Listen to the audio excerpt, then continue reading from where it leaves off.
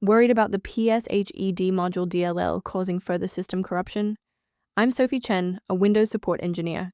Here is the verified path to a healthy Windows installation. This DLL file is the platform-specific hardware error driver.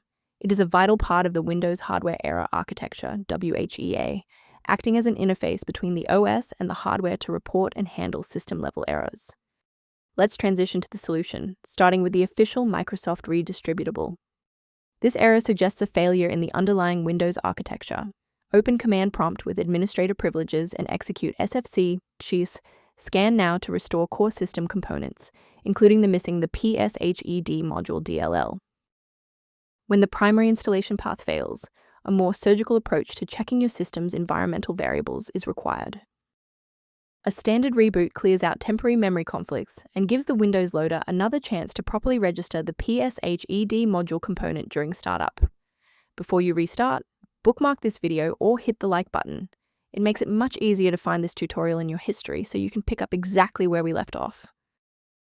To ensure long-term stability, we should review the safety risks associated with unverified file sources.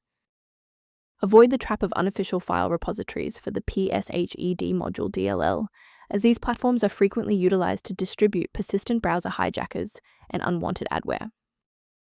To help keep your environment stable and prevent recurring errors, consider an automated maintenance utility for your system.